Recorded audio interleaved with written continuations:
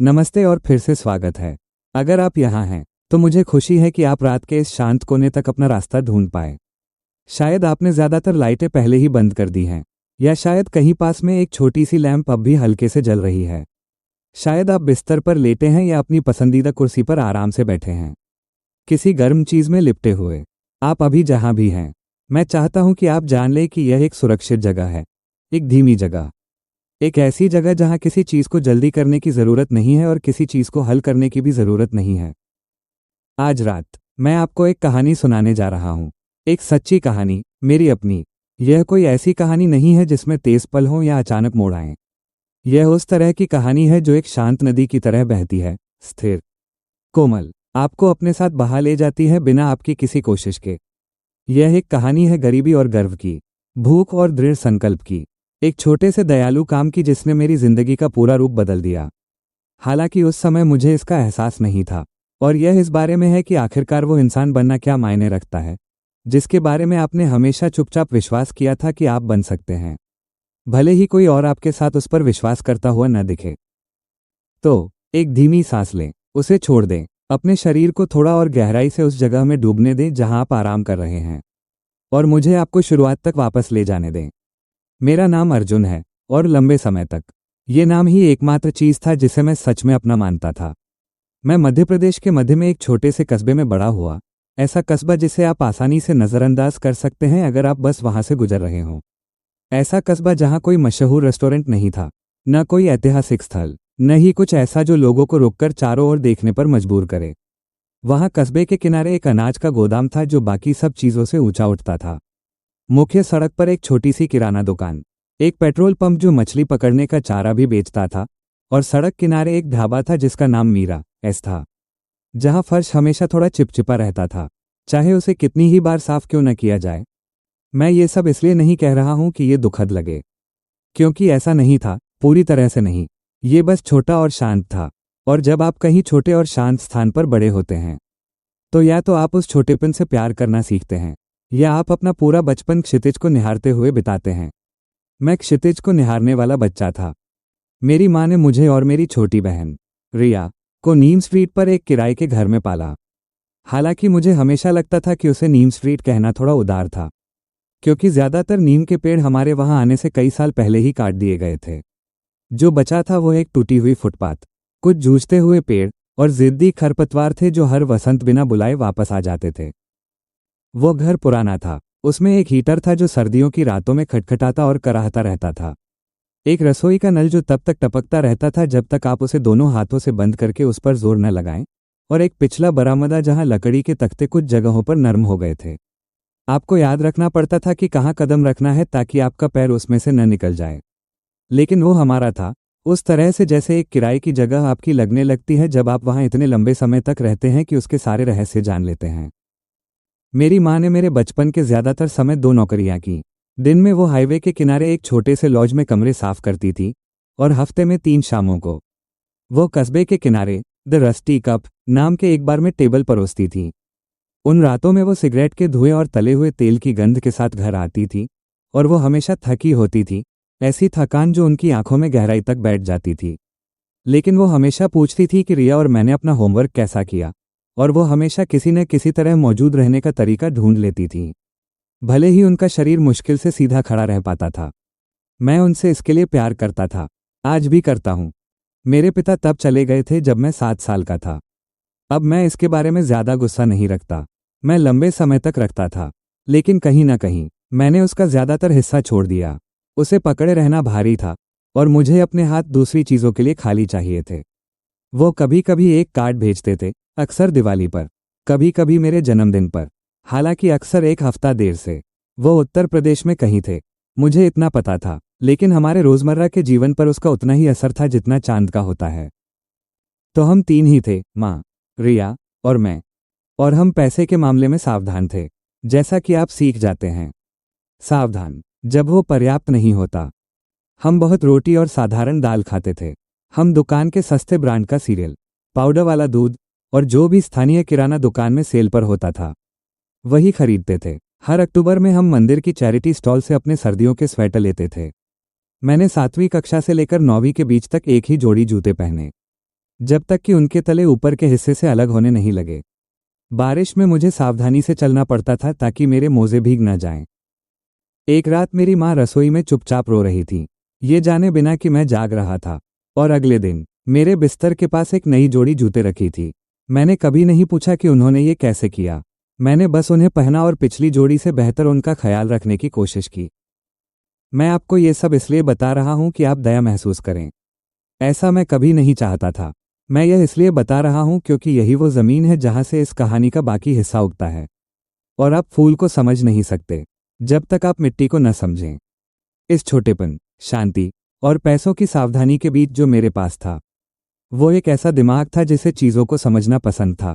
मुझे ये जानना अच्छा लगता था कि चीज़ें कैसे काम करती हैं।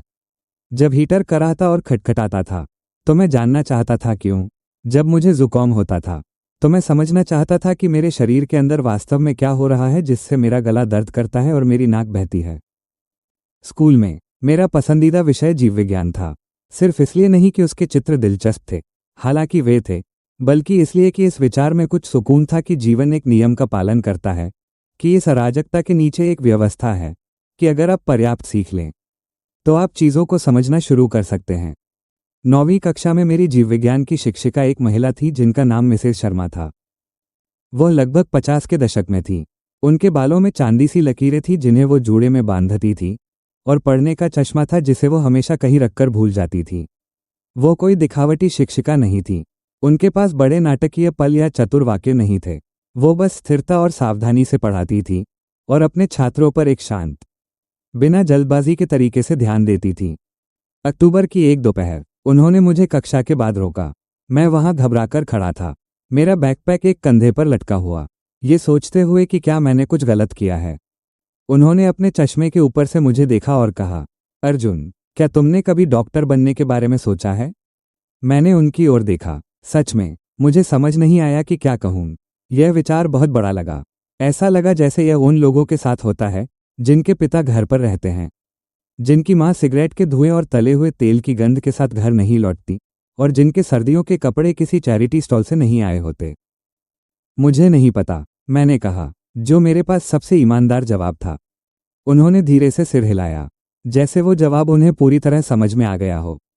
तुम्हें इसके बारे में सोचना चाहिए, उन्होंने बस इतना कहा। फिर उन्होंने मेरा जीव विज्ञान का टेस्ट वापस दिया, जिसमें मैंने बोनस प्रश्न की वजह से 102 अंक पाए थे, और मुझे जाने दिया। मैं उस दोपहर हल्की अक्टूबर की बारिश में घर चला। मेरे जूतों के अगले हिस्से गीले हो रहे थे, और पूरे रास्ते वही सवाल मेरे दिमाग में घूमता रहा, क्या तुमने कभी डॉक्टर बनने के बारे में सोचा है? मैंने नहीं सोचा था, कम से कम गंभीरता से नहीं, एक असली संभावना के रूप में तो बिल्कुल नहीं। लेकिन उस शाम रात के खाने के बाद रसोई की मेज पर बैठकर, जब रिया सामने अपना होमवर्क कर रही थी और मेरी माँ की दूसरी नौकरी उन्हें रात में दूर ले जा रही थी, मैंने अपनी नोटबुक खोली और वो शब्द लिखा, डॉक्टर। मैं उसे लंबे समय तक देखता रहा। फिर मैंने उसके नीचे लिखा, क्यों नहीं? आने वाले साल आसान नहीं थे, लेकिन उनमें उद्देश्य था, और मेरा मानना है कि उद्देश्य सबसे कठिन चीज़ों को भी सहने लायक बना देता है। मैंने पढ़ाई की। मैंने उस तरह के ध्यान के साथ पढ़ाई की जो तब आता है जब आपके पास ज़्यादा विकल्प नहीं होते। मैं ज़्यादा पार्टियों में नहीं गया। मेरे पास कार नहीं थी। मेरे पास एक लाइब्रेरी कार्ड था और एक साइकिल थी जिसका आगे का पहिया थोड़ा टेढ़ा था, जो हर घूमने पर हल्की सी खटखट की आवाज़ करता था, और मैंने दोनों का लगातार उपयोग किया। मैं गर्मियों के दौरान जिला अस्पताल में स्वयंसेवा करता था, किसी भी चमकदार भूमिका में नहीं, बस फ़ोन उठाना, मरीजों को उनके कमरों तक ले जाना, फूल पहुंचाना, और एक बार यादगार रूप से मोहन नाम के एक बहुत बुजुर्ग आदमी की मदद करना, जिनके दांत सोते समय बिस्तर के नीचे लुढ़क गए थे। लेकिन मैं वहां था, मैं देख रहा था, सुन रहा था, और उस जगह के काम करने के तरीके को अपने अंदर समेट रहा था। डॉक्टरों का गलियारों में चलना और नर्सों का वो होना जिन्हें वास्तव में हर मरीज के बारे में सब कुछ पता होता था। मैं अपनी कक्षा में तीसरे स्थान पर उत्तीर्ण हुआ। मुझे 2 घंटे दूर एक राज्य विश्वविद्यालय में आंशिक छात्रवृत्ति मिली। बाकी का इंतजाम मेरी माँ और मैंने कर्ज और एक स्थानीय संगठन से मिले छोटे अनुदान के साथ मिलकर किया, जो पहली पीढ़ी के कॉलेज छात्रों की मदद करता था। जाने से एक रात पहले मेरी माँ ने अपने खास मसालेदार सॉस के साथ पास्ता बनाया, कुछ उत्सव जैसा उनका अपना तरीका, जिसे वो केवल जन्मदिन और महत्वपूर्ण मौक़ों पर बनाती थी। हम उस रसोई की मेज़ पर बैठे, जिसका एक पैर थोड़ा हिलता था। हम तीनों और बात करते रहे, हंसते रहे, उन सभी भावनाओं से सावधानी से बचते हुए जिन्हें हम महसूस नहीं करना चाहते थे। जब अगली सुबह मैंने उन्हें अलविदा कहकर गले लगाया तो उन्होंने मुझे सामान्य से अधिक देर तक थामे रखा। मैं उनकी सांसों को महसूस कर सकता था, उस तरह जैसे लोग लेते हैं जब वे रोने से खुद को रोकने की कोशिश कर रहे होते हैं। हर रविवार मुझे फ़ोन करना, उन्होंने कहा। हर रविवार मैंने वादा किया और मैंने वो वादा निभाया। सबसे कठिन वर्षों में भी मैंने उसे निभाया। कॉलेज अपने आप में एक तरह की शिक्षा था और मेरा मतलब केवल अकादमिक अर्थ में नहीं है। मैंने पहली बार सच में और तुरंत महसूस किया कि मेरी पृष्ठभूमि मेरे आसपास के कई लोगों से कितनी अलग थी। हर कोई नहीं, कुछ और छात्र भी थे जो जानते थे कि पैसे को सावधानी से गिनना क्या होता है, जो सेमेस्टर के दौरान पार्ट टाइम काम करते थे, जो जब भी संभव होता घर पैसे भेजते थे। लेकिन ऐसे छात्र भी थे जिन्होंने कभी पाठ्यपुस्तक की कीमत की चिंता नहीं की थी, जो छुट्टियों में गर्म तटीय जगहों पर घर जाते थे, जो सहजता से उन कारों के बारे में बात करते थे जो उनके माता पिता उन्हें ग्रेजुएशन पर देने वाले थे। मैं उनसे ठीक ठीक ईर्ष्या नहीं करता था, या शायद करता था थोड़ा, कभी कभी, उन शामों में जब अकेलापन बहुत बड़ा हो जाता था। लेकिन ज्यादातर मैंने अपना सिर झुकाए रखा और काम करता रहा। मैंने हफ्ते में 3 रातें कैंपस के पास एक छोटे रेस्टोरेंट में टेबल परोसने का काम किया। मैंने बहुत से पीनट बटर सैंडविच खाए। मैंने अपनी पाठ्यपुस्तकें जहां तक हो सके सेकंड हैंड खरीदी, और जब मैं किताब खरीद नहीं पाता था तो बहुत ही सावधानी से नोट्स बनाता था। छात्रावास में मेरा कमरा छोटा था और एक पार्किंग लॉट की ओर खुलता था, और सर्दियों में खिड़की से ठंडी हवा अंदर आती रहती थी, चाहे मैं उसे रोकने की कितनी भी कोशिश करूं। मैंने उस दरार को मुड़े हुए कागज के तौलियों से भर दिया था। लेकिन मेरे पास एक डेस्क लैंप था, एक शांत जगह और एक उद्देश्य था, और वो पर्याप्त था। मैंने ऑनर्स के साथ स्नातक किया, मेडिकल स्कूल के लिए आवेदन किया और लगातार 4 स्कूलों से अस्वीकृत हो गया। मुझे याद है कि मैं कंप्यूटर लैब में बैठा चौथा अस्वीकृति ईमेल पढ़ रहा था। लैब बहुत शांत थी, रात काफ़ी हो चुकी थी, लगभग 11 बजे, और ज़्यादातर लोग अपने छात्रावासों में लौट चुके थे। ऊपर की रोशनी कठोर फ्लोरोसेंट सफ़ेद थी, जो हर चीज़ को थोड़ा क्लिनिकल सा बना देती थी। मैं वहाँ लंबे समय तक बैठा रहा, बस स्क्रीन को देखते हुए। ईमेल विनम्र शब्दों में लिखा गया था। उन्होंने मेरे भविष्य के प्रयासों के लिए शुभकामनाएं दी थी। खिड़की के बाहर हल्की सर्दियों की बारिश धीरे धीरे गिर रही थी, जमीन पर थपथपाती हुई और लगभग तुरंत ही गायब हो जाती थी। मैंने मिसेस शर्मा के बारे में सोचा। मैंने उस शब्द के बारे में सोचा जो मैंने अपनी नोटबुक में लिखा था, डॉक्टर। मैंने मोहन के दांतों के बारे में सोचा। मैंने अपनी माँ के लंबे काम के घंटों के बारे में सोचा, उन चैरिटी के स्वेटरों के बारे में, अपनी साइकिल के टेढ़े पहिए की उस हल्की खटखटाहट के बारे में जो उन सभी मीलों में साथ रही। फिर मैंने लैपटॉप बंद किया, नम रात में वापस अपने छात्रावास तक चला और सो गया। और अगली सुबह मैं उठा और अपने 5वें आवेदन पर काम करना शुरू कर दिया। मुझे 5वीं कोशिश में प्रवेश मिल गया। वो स्कूल एक दूसरे राज्य, तमिलनाडु में था, जो उस समय मुझे किसी दूसरे देश जितना दूर लगा। मैं वहां ट्रेन से गया, अपनी सारी चीजें 2 बैग में लेकर, जो बहुत ज्यादा नहीं थी, कपड़े, किताबें, एक लैंप, मेरी माँ और रिया की एक स्थानीय मेले की तस्वीर, और एक छोटा सा कैक्टस जो रिया ने मुझे विदाई के तोहफे के रूप में दिया था, ये कहते हुए कि वो कभी नहीं मरता और इसलिए मेरे पास कोई बहाना नहीं है। वो कैक्टस मेडिकल स्कूल के पूरे 4 साल तक जीवित रहा। अब वो मेरी खिड़की पर रखा है। मेडिकल स्कूल मेरे जीवन की सबसे कठिन चीज थी। मैं ये बात सादगी से और बिना किसी नाटक के कहता हूँ, क्योंकि यह बिल्कुल वैसा ही था। ये लंबा और निरंतर था, और यह आपसे सब कुछ मांगता था। कभी कभी ऐसा लगता था जैसे यह आपके अंदर की किसी एक नाजुक जगह को ढूंढने के लिए बनाया गया हो और उस पर धीरे धीरे दबाव डालता रहे, जब तक कुछ टूट न जाए। जानकारी की मात्रा भारी थी, घंटे बेहद कठिन थे। ऐसे दिन थे जब मैं 30 घंटे से ज्यादा बिना असली नींद के बिताता था। ऐसी रातें थी जब मैं अपने छोटे से स्टूडियो अपार्टमेंट के बाथरूम के फर्श पर बैठा होता था। तब तक मैं हॉस्टल से बाहर आ चुका था। मेरी दीवार के उस पार एक जोड़ा रहता था जो जोर जोर से झगड़ता था और उतनी ही जोर से फिर सुलह भी कर लेता था। और मुझे समझ नहीं आता था कि जो मैं महसूस कर रहा हूं वो थकान है, निराशा है, या बस वो अजीब सा भारीपन जो तब आता है जब आप खुद को अपनी क्षमता की आखिरी सीमा तक धकेल रहे होते हैं।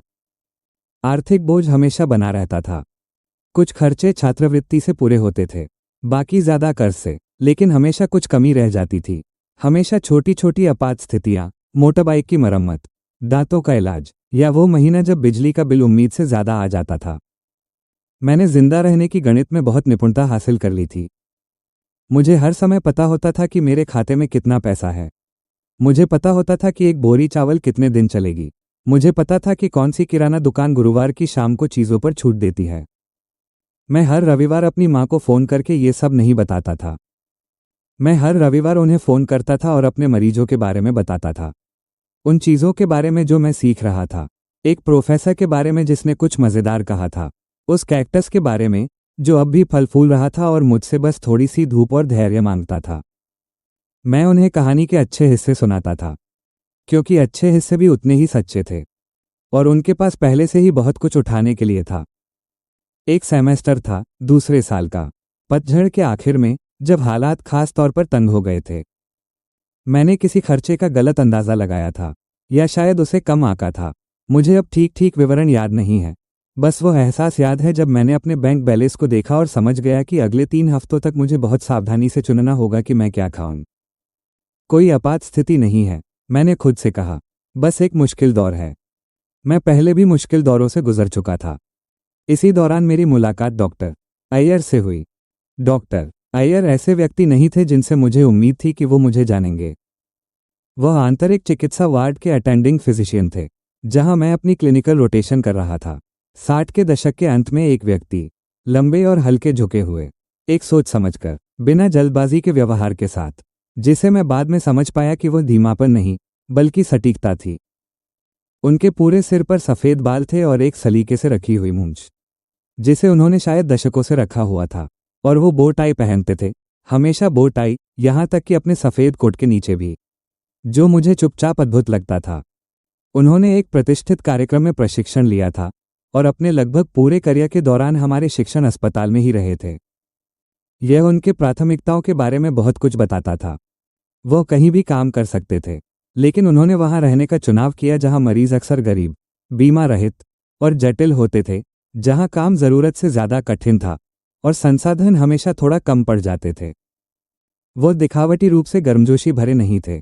वो बड़े भाषण नहीं देते थे या आसान प्रोत्साहन नहीं देते थे, लेकिन वो ध्यान देते थे, एक शांत तरीके से। वह चीज़ों को नोटिस करते थे।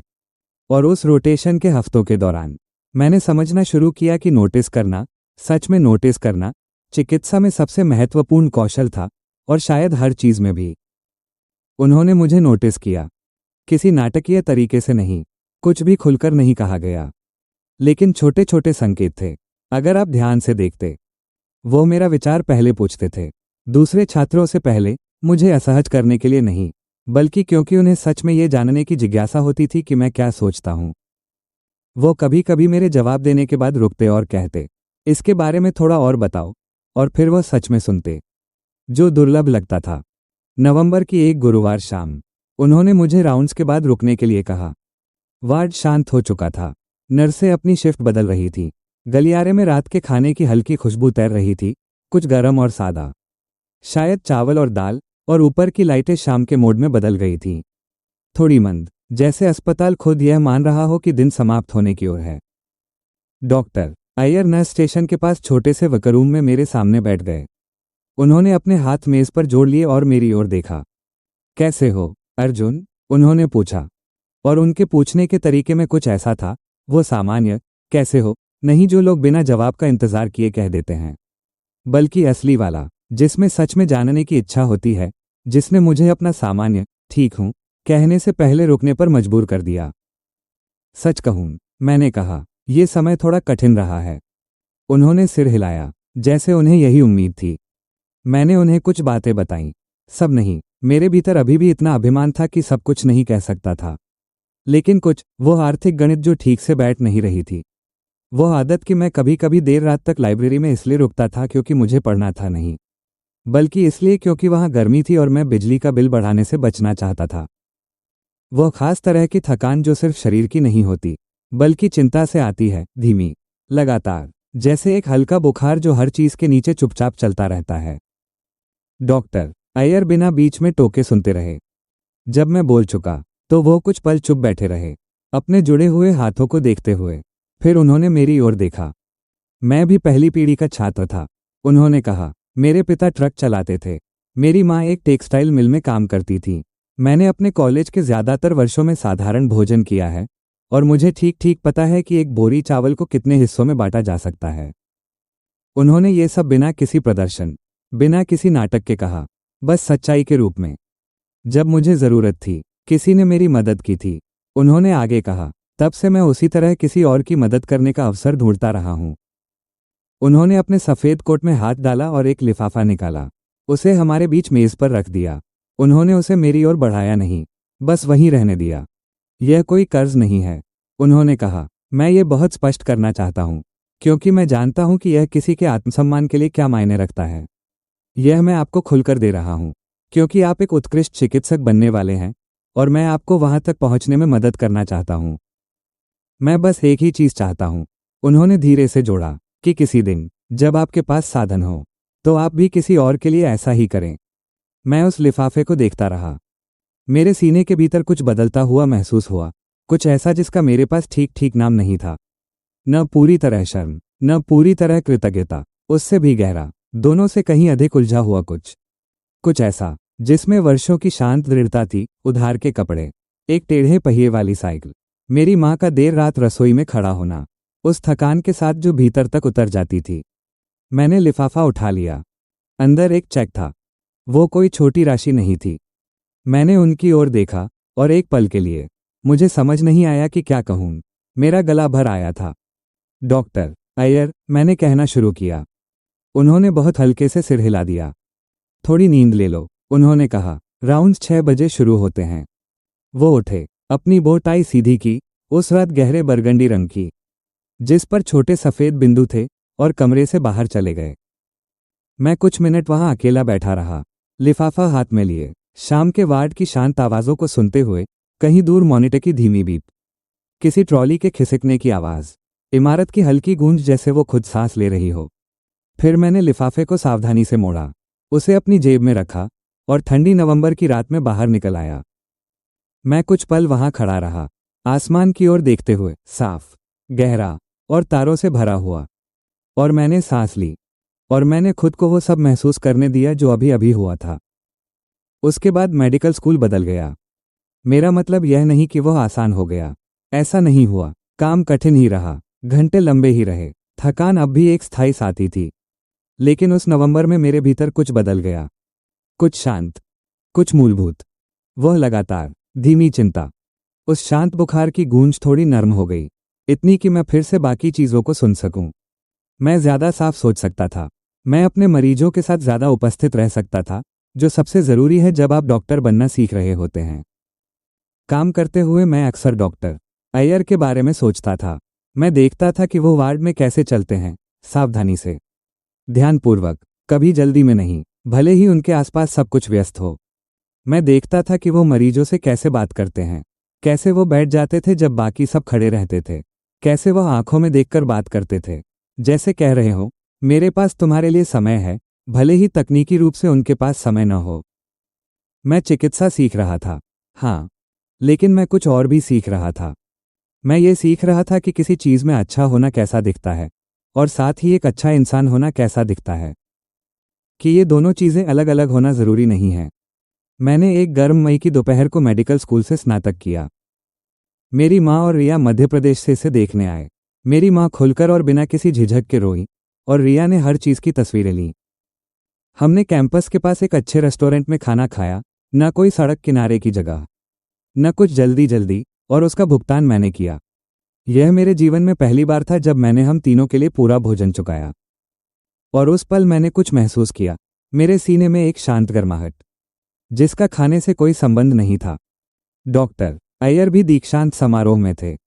मैंने उन्हें बाद में लॉन के किनारे खड़े देखा, एक साधारण ग्रे सूट में, और निश्चित ही एक बो टाई, उस दिन चमकीली पीली, लगभग उत्सव जैसी। मैं उनके पास गया, उनका हाथ मिलाया और उनका धन्यवाद किया। उन्होंने कुछ पल उन स्थिर, विचारशील आंखों से मुझे देखा। तुमने कर दिखाया, उन्होंने कहा। हमने कर दिखाया, मैंने उत्तर दिया। वह इस पर मुस्कुराए, एक सच्ची मुस्कान, धीमी, ईमानदार।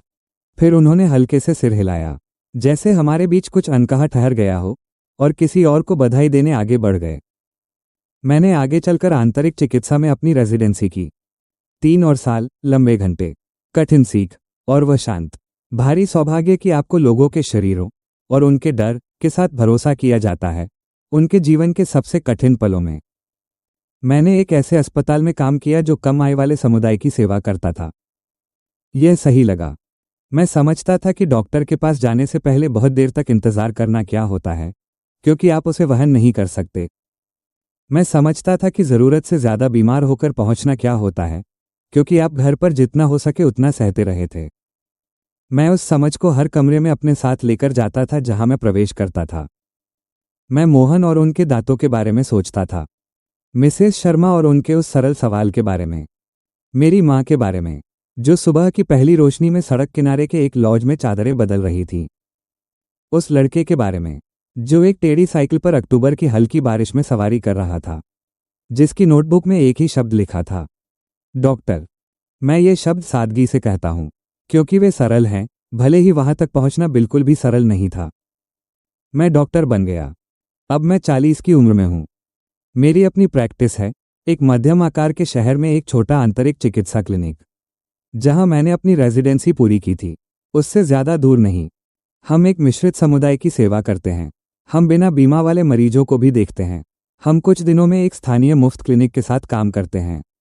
हमारी बिलिंग टीम को इस तरह प्रशिक्षित किया गया है कि वे धीरे और सावधानी से पूछे कि मरीज वास्तव में कितना खर्च उठा सकते हैं, और हम उसी के अनुसार व्यवस्था करते हैं।